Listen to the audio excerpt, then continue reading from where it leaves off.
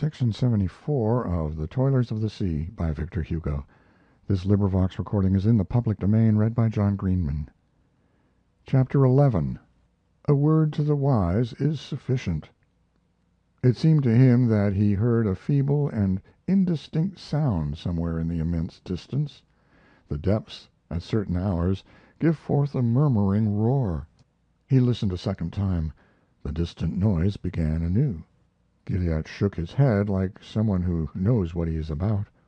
A few minutes later he was at the other extremity of the lane of the reef at the eastern entrance, open hitherto, and with mighty blows of the hammer he was driving huge spikes into the granite of the two sides of that entrance, close to the Man Rock, as he had done in the case of the entrance to the Douvres.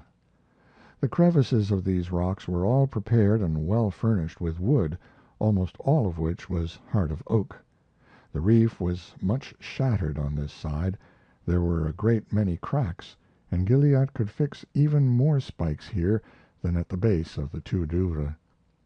At a sudden moment, and as though it had been blown out, the phosphorescence was extinguished. The morning twilight, growing more luminous every instant, replaced it. After driving in the spikes, Gilliatt dragged beams, then ropes, then chains, and, without taking his eyes from his work, without allowing his attention to be distracted for a moment, he began to construct across the Man entrance, with beams fixed horizontally and bound together by cables, one of those open-work barriers which science has now adopted, and which styles breakwaters. Those who have seen, for instance, at La Roquaine in Guernsey, or at Bourgdeau in France, the effect produced by a few piles fixed in the rock, understand the power of these very simple appliances. The breakwater is a combination of what is called in France épi with what is called in England dike. Breakwaters are the chevaux de frise of fortifications against tempests. One can contend with the sea only by taking advantage of the divisibility of this force.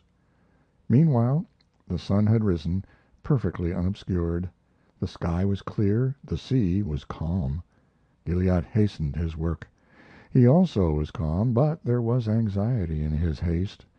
He went with long strides from rock to rock, from the barrier to his storehouse, and from his storehouse to the barrier.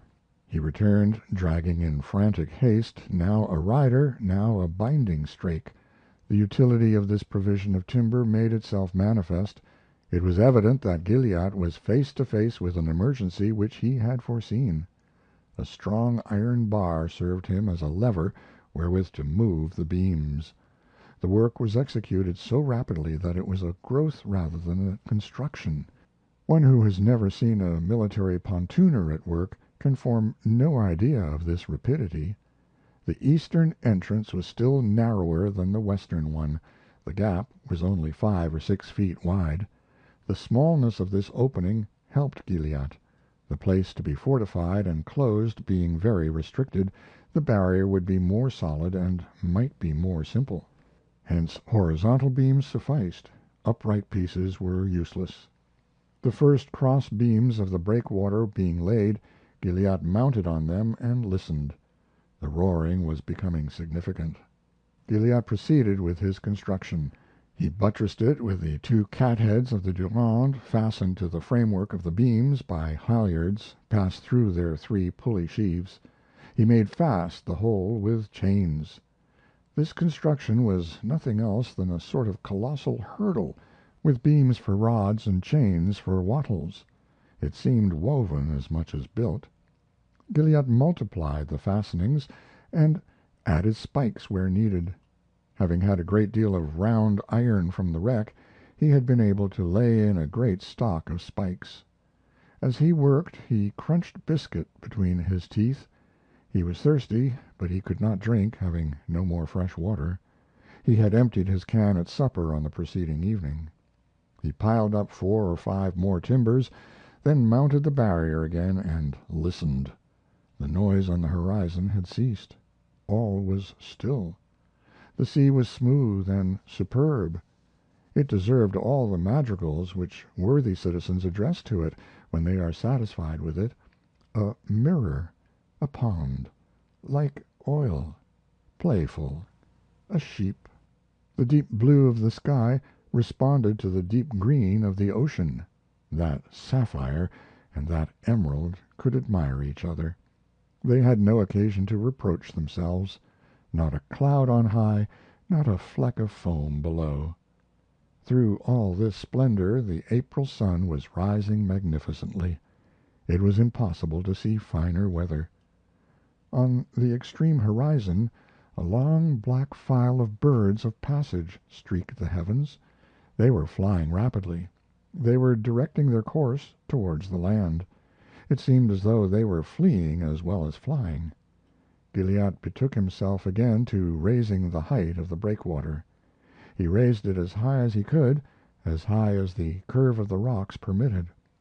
Towards midday the sun seemed to him hotter than it should be. Noon is the critical hour of the day.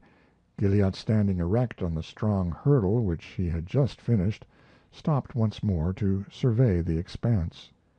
The sea was more than tranquil, it was stagnant. Not a sail was to be seen. The sky was everywhere clear, only from blue it had become white. This white was singular. In the west, on the horizon, there was a small spot of sickly hue. This spot remained motionless in the same place, but increased in size. Near the reef the waves rippled very gently. Gilliatt had done well to build his breakwater. A tempest was approaching. The abyss had decided to give battle. Chapter 11. A word to the wise is sufficient.